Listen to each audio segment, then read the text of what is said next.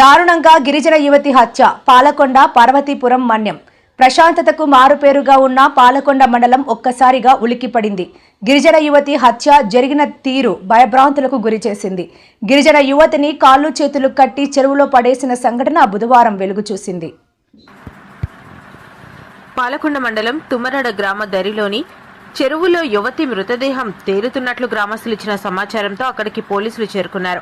అప్పటికే మిస్సింగ్ నమోదైన స్థానిక మండలం బన్న సీతంపేట గిరిజన గ్రామానికి చెందిన బిడ్డక ఉషారాణిగా గుర్తించారు. ఈమె గత ప్రభుత్వ హయాంలో వాలంటీర్గా పనిచేశారు. గిరిజన మహిళ అయినప్పటికీ డిగ్రీ చదువుతో పాటు బీఈడీ కూడా పూర్తి చేశారు. ఎవరికి ఇటువంటి సహాయం కావాలన్నా ఈమె అందుబాటులో ఉండేదని గ్రామస్తులు చెబుతున్నారు. పోస్టుమార్టం కోసం స్థానిక ఏరియా ఆసుపత్రికి ఉషారాణి మృతదేహాన్ని తరలించిన సమాచారం అందుకున్న గిరిజనులు పెద్ద సంఖ్యలో అక్కడికి చేరుకున్నారు. స్థానిక ఏరియా ఆసుపత్రి వద్ద బైఠాయించారు. న్యాయం చేయాలని, కేసును పక్కదారి పట్టిస్తే సహించేది లేదని నినాదాలు చేశారు. సుమారు 2 గంటలు అక్కడే కూర్చొని ఆందోళన చేశారు. ఈ సందర్భంగా మాజీ ఎమ్మెల్యే విశ్వేశ్వరాయి కళావతి మాట్లాడుతూ ఎంతో ప్రశాంతంగా ఉన్న ఈ ప్రాంతంలో ఇటువంటి సంఘటన దారుణమని ఆవేదన వ్యక్తం చేశారు. గిరిజన మహిళకు జరిగిన సంఘటన పట్ల తీవ్ర దిగ్భ్రాంతి వ్యక్తం చేశారు. గతంలో ఎన్నడూ ఇటువంటి సంఘటన చోటు చేసుకోలేదని, కూటమి ప్రభుత్వం దీనిపై సమాధానం చెప్పాలని డిమాండ్ చేశారు. హత్యకు పాల్పడిన వారిని తక్షణమే గుర్తించి ఉరికంపం ఎక్కించాలని అన్నారు. అలాగే ఈ సందర్భంగా పలువురు గిరిజన సంఘ నాయకులు ఆవేదన వ్యక్తం చేశారు. ఆసుపత్రి ప్రధాన రహదారి వద్ద ఆందోళన చేయగా స్థానిక సిఐ ప్రసాద్ అక్కడికి చేరుకుని వారికి భరోసా కల్పించారు. 48 గంటల కన్నా ముందే వారికి పట్టుకుని కేసును చేయిస్తామని హామీ ఇచ్చారు. దీనిపై గిరిజన సంఘం నాయకులు స్పందిస్తూ మీరిచ్చిన 48 గంటల్లో నిందితులను పట్టుకోకపోతే తిరిగి ఆందోళన చేస్తామని చెప్పారు. జిల్లా ప్రశాంతతకు పేరైంది.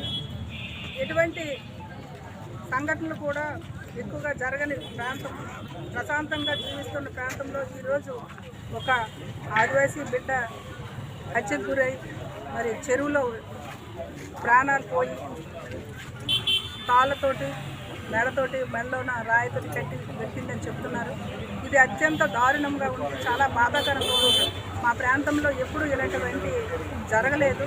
మరి ఈరోజు ఇలా జరిగేయంటే కారణం కూటమి ప్రభుత్వంలో ఈ అరాచకాలకు అదుపే లేదు. చిన్న పిల్లల నుంచి ముసలివారి వరకు అగత్యాలు ఎన్నో జరుగుతున్నప్పుడు కూడా చట్టాల సవరణ కానీ, దోషులు శిక్షించి సకాలంలో స్పందించి చేయడం కానీ జరగకపోవడం ఇది ప్రధాన కారణం. మరి దేనికి కూడా వాళ్ళు ఈ ప్రభుత్వంలో ఏం చేస్తున్నారో కూడా తెలియని పరిస్థితి. హోంశాఖకి ఒక మహిళ అయ్యుండి కూడా ఆమె తన శాఖ పట్ల కాకుండా ఇతర శాఖల పట్ల ఇతరులకి ఎప్పుడు కూడా దూషించే బాధ్యత తీసుకుంటున్నారు తప్ప మహిళల పట్ల ఇలాగా రక్షణ కరువైందనేది ఎంత మొత్తుకుంటున్నా ఈరోజు ఈ ప్రశాంతమైన పాలకొండ నియోజకవర్గంలో మన్యం జిల్లాలో కూడా ఇటువంటి దారుణం జరగడం దురదృష్టకరం. మరి ఇప్పుడు ఎంతటి వాళ్ళైనా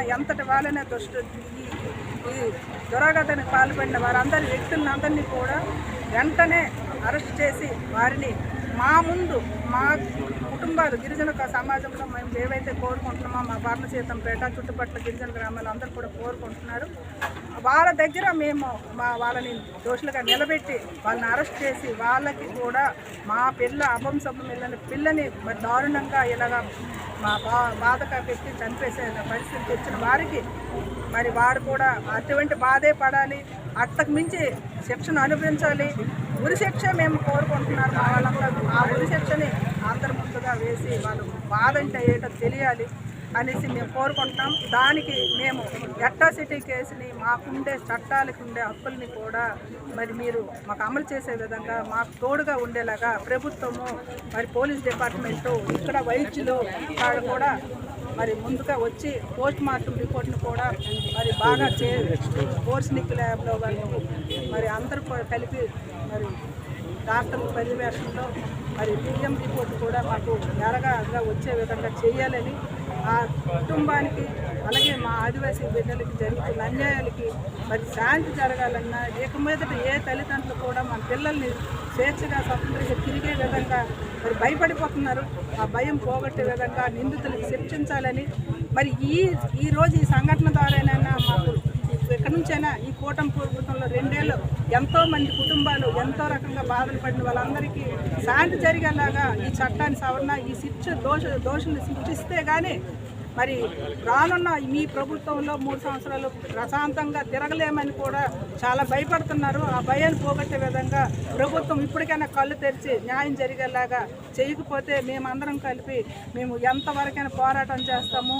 మేము చట్టాల్లోకి చేతులు తీసుకుంటే మా గిరిజనుల ఐక్యత, మా ఆదివాసీల ఐక్యత ఏంటో మీకు తెలియజేస్తామని కూడా తెలియజేస్తాం.